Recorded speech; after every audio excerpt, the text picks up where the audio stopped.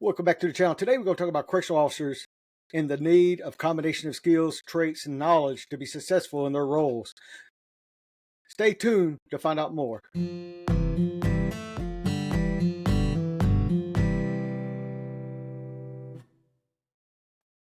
going to talk about the skills and traits that a correctional officer needs to do their job very well. The first one's going to be communications. A correctional officer needs to be able to communicate clearly with the inmates, the other officers, supervisors, and visitors. They should be able to understand body language and develop rapport with others. It's very important to be able to communicate with each other. There's a lot of different types of communications you're going to be dealing with in person or on the radio. It is very important, like body language. You need to be able to read the body language of these inmates and what they're doing. When you're talking to them, getting on to them with a closed fist, you know to keep a reactionary gap, to keep yourself from harm's way in case he does react. Developing rapport. If you talk to an inmate, you can pretty much get an idea which direction you want to go. It's kind of de-escalating the situation if it's escalated, because we want to de-escalate before we do have use of force, but we want to use force if necessary. The next thing is going to be decision making. Correctional officer often has to first address the problems in a facility so they can be able to make strong decisions, make decisions on what's happening around them in the dormitory or in the yard, wherever they are. They're going to have to make decisions, and decisions may need to be noted very quickly. And you got to be able to get point A to point B and know how you're going to address it and get a hold of your coworkers to find out what's going on with it. Negotiation skills is part of the de-escalating skills. Correctional officers need to be able to resolve conflict between inmates while still enforcing the rules and discipline. Like I said, de-escalation is one of the things. We need to find out what is the real problem. Can we solve the real problem before it escalates? A lot of times I come to find that a lot of the reasons why they escalate is because of something they needed or are supposed to have and they don't have, like running water, the toilets won't flush, something's going on with the cell. It could be a lot of different reasons why we have to resolve the conflicts between the inmates.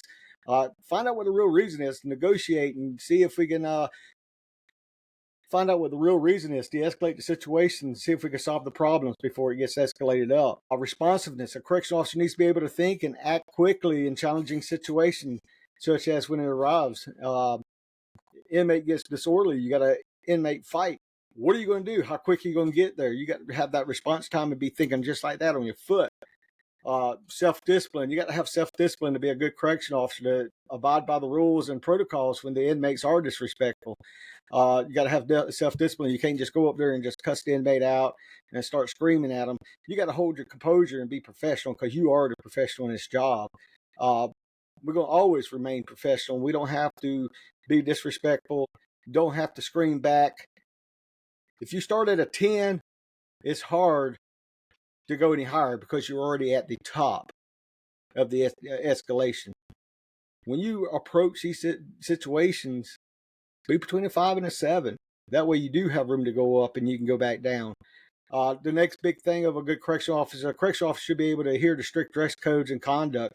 They should be neat and clean, shaven. Uniforms should be pressed, free of unauthorized accessories. If you're not supposed to have it on uniform, don't have it. Have a crease in your uniforms. Have a little crease on the side. Have a clean uniform. Don't look like you slept in the uniforms. I know we put a lot of hours in. Most of us have more than one uniforms. You shouldn't come to work looking like a wrinkle bag. Comb your hair.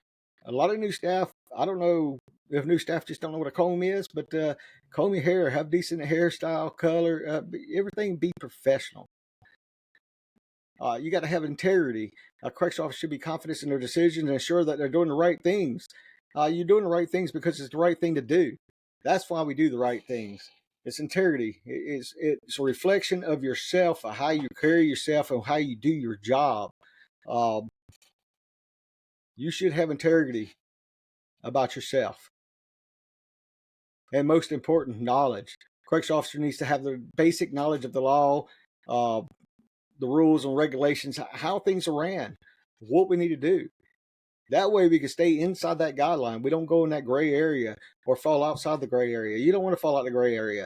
You just need to know what to do. You need to know your agency's missions, your policies, procedures. ethnic diversity. You got to maintain your innocence, but it has not stopped the media from storming on top of us because we got a bad image.